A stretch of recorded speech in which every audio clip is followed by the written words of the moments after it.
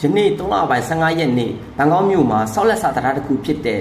ဖက်လန်ဆောင်တရားပြိုကျပျက်စီးခဲ့ပြီးထိခိုက်ဒဏ်ရာရသူများနဲ့လူအသေးအပျောက်ရှိခဲ့ပါတယ်။ပြိုကျတဲ့အကြောင်းရင်းကတော့တရားတိစောင့်နေခြင်းအတွင်းယနေ့မနက်တနာရီကျော်လောက်မှာအတစ်ဆောင်နေတဲ့တရားကတိစောင့်နေခြင်းအတွင်းပြိုကျခဲ့တာလို့ဆိုပါတယ်။အခင်းဖြစ်ရမှာရှိတဲ့လူတွေရဲ့ပြောပြချက်အရတော့ကျွန်တော်တို့ကဘေးလက်မီလောင်းနေတာပါ။လောင်းနေတဲ့နေရာကပြီးနေပါပြီ။အဲ့ဒီအချိန်မှာပြုံးဆိုတဲ့အတန်နဲ့အတူအတစ်ဆောက်လက်စာတရားကအောက်ဖက်လမ်းတွေအထိပြိုကျသွားတာလို့အသက်ခက်တိဒီလေးလွတ်ခဲ့တဲ့ဦးလေးကြီးကဆိုပါတယ်။အထက်မှာလှုပ်လှုပ်နေကြတဲ့လူတွေဟာ18ယောက်ကနေအယောက်30ကျော်ခန့်မှန်းကြီးရှိတယ်လို့လည်း၎င်းကဆိုပါတယ်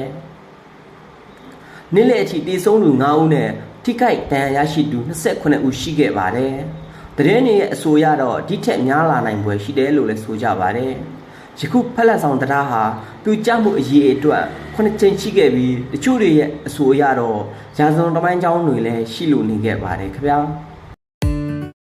ယနေ့3လပိုင်း15ရက်နေ့ဘန်ကောက်မြို့မှာဆောက်လက်စာတရားတစ်ခုဖြစ်တဲ့ဖက်လက်ဆောင်တရားပြိုကျပျက်စီးခဲ့ပြီးထိခိုက်ဒဏ်ရာရသူများနဲ့လူအသေးအပျောက်ရှိခဲ့ပါတယ်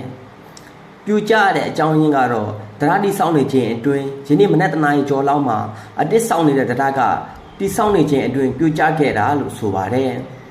အခင်းဖြစ်ရမှာရှိတဲ့လူတွေရဲ့ပြောပြချက်အရတော့ကျွန်တော်တို့ကဘေးလက်မီလောင်းနေတာပါလောင်းနေတဲ့နေရာကပြီးနေပါပြီ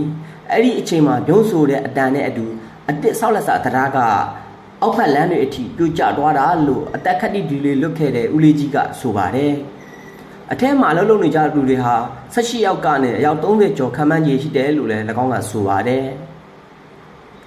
နေ့လယ်အထိတေဆုံးလူ9ဦးနဲ့ထိခိုက်ဒဏ်ရာရရှိသူ29ဦးရှိခဲ့ပါတယ်။တရင်တွေရဲ့အဆိုအရတော့ဒီထက်များလာနိုင်ပွဲရှိတယ်လို့လည်းဆိုကြပါတယ်။ယခုဖက်လက်ဆောင်တရားဟာပြိုကျမှုအရေးအတွက်9ချိန်ရှိခဲ့ပြီးတချို့တွေရဲ့အဆိုအရတော့ရာဇဝင်တမိုင်းကြောင်းတွေလည်းရှိလို့နေခဲ့ပါတယ်ခင်ဗျာ။